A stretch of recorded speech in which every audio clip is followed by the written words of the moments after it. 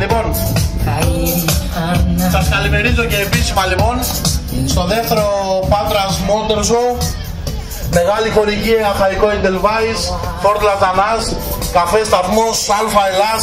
Τους ευχαριστούμε πάρα πολύ. Κύριε Πιτ, κύριε Καραγιάννη, καλή σας μέρα, τι κάνετε? Καλημέρα πάρα πολύ, τι κάνετε, καλά είστε? Μια χαρά είμαστε. Κύριε Πιτ, έχουμε την τιμή, να αλλάξω το μικρόφωνο. Έχεις την τιμή και έχουμε την τιμή σαν δεύτερο Patras Motor Show να φιλοξενούμε το Adrenaline Rush σήμερα εδώ στην Πάτρα. Τα παιδιά έχουν έρθει από Αθήνα, είναι φοβεροί σε φωτογράφηση, σε βίντεο. Θέλω να τους κοιτάξετε, τους δείτε, είναι χωρικοί μου και στο αυτοκίνητο. Τους ευχαριστώ πάρα πολύ που έχουν έρθει εδώ και να φωτογραφίσω και όλα τα αυτοκίνητα εδώ, τα πανέμορφα που έχουμε εδώ, τα τέρατα που έχουμε και τα μηχανάκια. Είναι εδώ και για εμάς και για εμένα και τους ευχαριστώ πάρα πολύ και θα κάνουμε μια τέλεια δουλειά κατά το βίντεο που θα φτιάξουμε παιδιά. Έχω μια πληροφορία ότι ήρθε το βράδυ κρυφά ένα φορτηγό με σανό, γιατί τον τελειώσαν όλο του τα 12 παλιωτέρατα που έχεις. Αν μου λες ότι έγινε έτσι, γιατί να σου πω κάτι, τα έκανα λίγα χρηστά για να μην βγαίνουν έξω οι φεύγουν. Μαντρωμένα δηλαδή, εντελώς. Ναι, όπως βλέπεις πάντα, όταν είναι η ώρα, ξέρουν το καπό κατευθείαν για να μην βγαίνουν έξω από στον κόσμο. Και ξέρεις, σε λίγο θα πάμε και μπροστά τα τέρατα, να σταθούν λιγάκι. Άντε λοιπόν, γιατί από πίσω ο Λάτσης έχει δώσει ρεσιτάλ. Ναι, σήμερα δεν το παραδέχομαι. Έχουν έρθει πολλοί οπλοφόρτιστοι με τα P40. Ξέρετε και έρχεται όπλα. Δεν έχει πρόβλημα, έχει στο περίπτερο το αβέρτα κάμα 04 και να χαλάσουν για κανένα φτερωτή, δεν τρέχει τίποτα, έτσι. Όχι, δεν τρέχει, έχει 10-15 πάνω στον τοίχο. Παίρνει και το βάζει και τρία πάνω. Τίποτα. Και καμιά εξάτμιση να ανοίξει, έχουμε εδώ τον Καραγιάννη. Γιώργο, Adrenaline Rush, θέλουμε να μας πεις δύο λόγια. Σε ευχαριστούμε για την παρουσίαση και στο δεύτερο Patras Motor Show. Σε είχαμε και στο πρώτο δίπλα μας. Θέλω να μου πεις τη διαφορά που είδες φέτος με φέτος.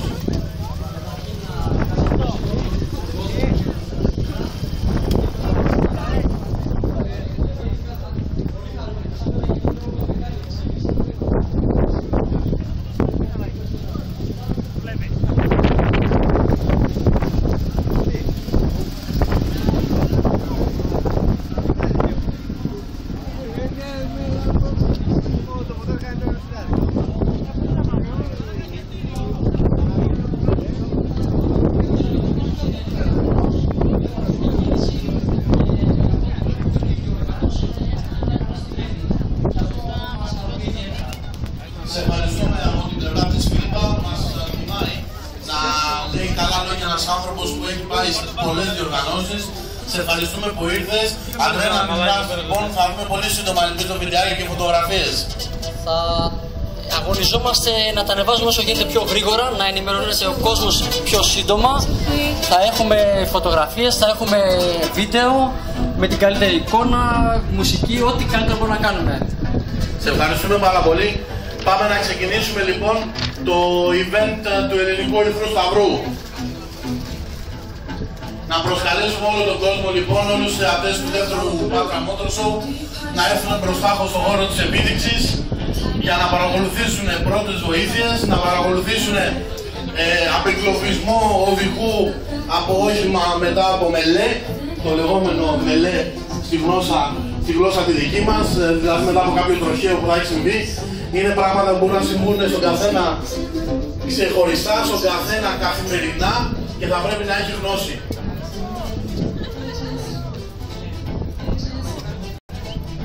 Παραδίδουμε λοιπόν τη σκητάλη και το μικρόφωνο στον υπεύθυνο του Ελληνικού Ερυθρού Σταυρού. Καλημέρα, ένα όνομα. Καλησπέρα, Γιώργος Καραγιάννης, εκπαιδευτής εκπαιδευτών του Ερυθρού Σταυρού. Καμία σχέση με το ονόματα που έχετε εξατμίσει, για να μπούμε λίγο και στο κλίμα. Σας ευχαριστώ πολύ λοιπόν για την... Κύριε Καραγιάννη, το μικρόφωνο δικό σας, να απολύψουν όλοι οι φίλοι τις πρώτες βοήθειες. Ευχαριστώ πολύ.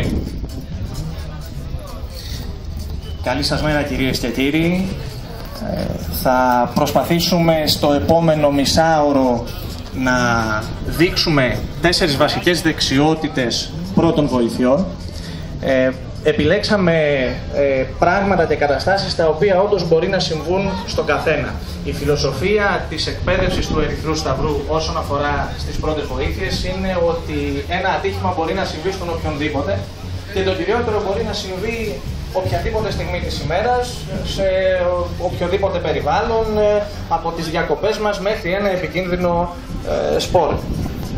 Έτσι λοιπόν, θα σας δείξουμε μία μέθοδο, μία τεχνική, την οποία την ονομάζουμε λαβύρα out κανείς, με την οποία μπορείτε αρχικά να απομακρύνετε έναν άνθρωπο από έναν χώρο ο οποίος βρίσκεται σε άμεσο κίνδυνο. Για παράδειγμα, έναν χώρο ο οποίος φλέγεται.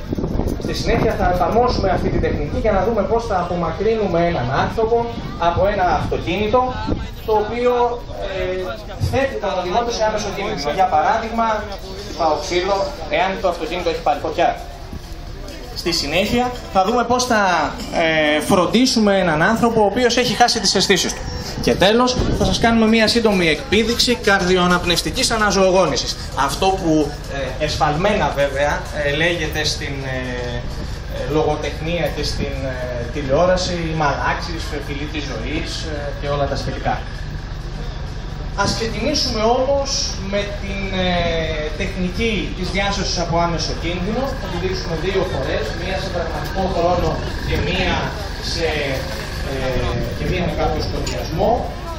Ας υποθέσουμε ότι έχουμε ένα θύμα, υποτιθέμενο θύμα όπως βλέπετε μπροστά μου εδώ, το οποίο βρίσκεται σε ένα χώρο ο οποίος φλέγεται ή για κάποιον οποιοδήποτε άλλο λόγο είναι σε άμεσο κίνδυνο. Για παράδειγμα, έχει πέσει ανέστητο σε μια παραλία ή για παράδειγμα έχει καπνούς.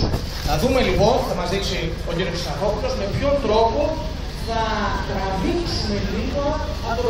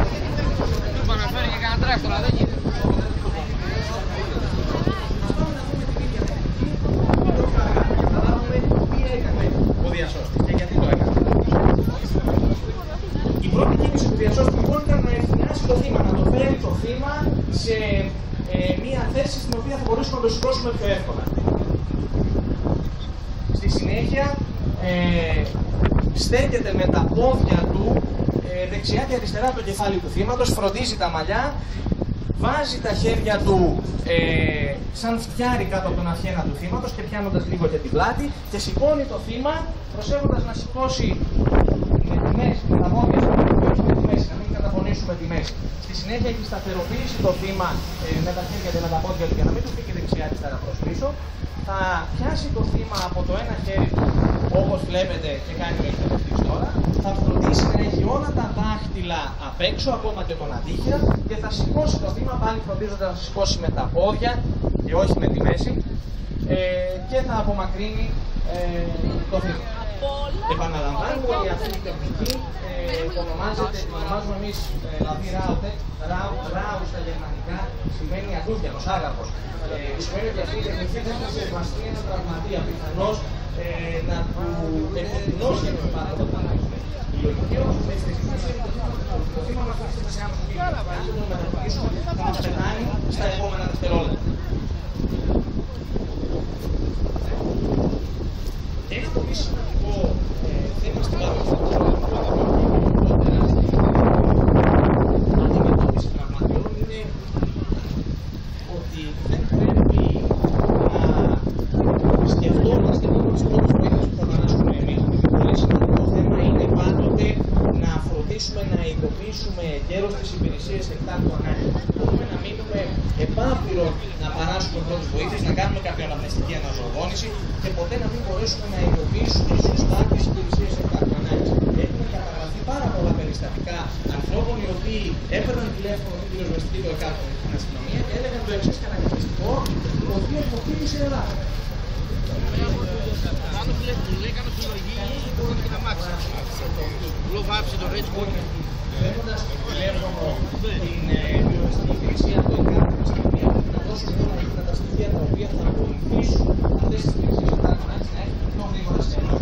Κατελάχιστον λοιπόν θα πρέπει να πούμε τι έγινε και πού έγινε. Αντί λοιπόν ο οποίος μου χτύπησε ελάτε, βρίσκομαι στη διεύθυνση τάδε, παίρνω το παράδειγμα της διεύθυνσης του Ερυθρού Σταυρού, βρίσκομαι στην οδό Καρόλου 8 και Αγίου Ανδρέου και σας αναφέρω έναν τραυματισμό ή έναν κορδέλο ή ένας άνθρωπος που ήταν έκτος. Δεν πρέπει να κάνουμε υποθέσεις, πρέπει να πούμε τι βλέπουμε. Δίνοντας λοιπόν αυτές τουλάχιστον τις δύο βασικές πληροφορίες, τι έγινε και πού έγινε, όπως το βλέπουμε, έχουμε δώσει τη δυνατότητα σε αυτές τις υπηρεσίες να έρθουν πολύ γρήγορα σε εμάς. Το επόμενο θέμα το οποίο θα μας απασχολήσει είναι η εκπαίδευση του πιο ατυχήματος. Δυστυχώς, στην Ελλάδα μέχρι τα τελευταία χρόνια είχαμε μια κυβερνή ατυχήματα. Θα δούμε εδώ, έχει κάνει η εφαρμογή αυτής της μεθόδου ράουτε, όπως λέγαμε πριν, στον απεγκλωβισμό ενός ανθρώπου από ένα αυτοκίνητο, ένα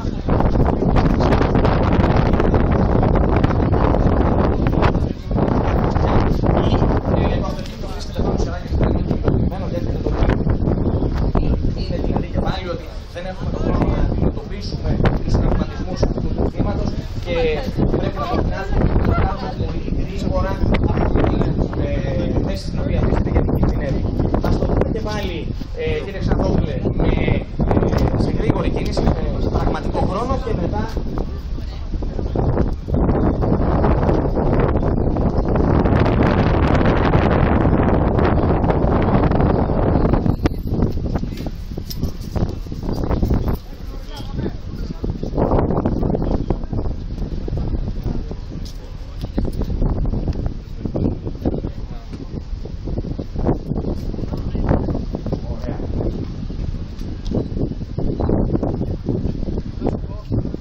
Είδατε λοιπόν πως εφαρμόζοντας την μέθοδο ράουτε μπορούμε να απομακρύνουμε ένα θύμα από ένα αυτοκίνητο που κινδυνεύει.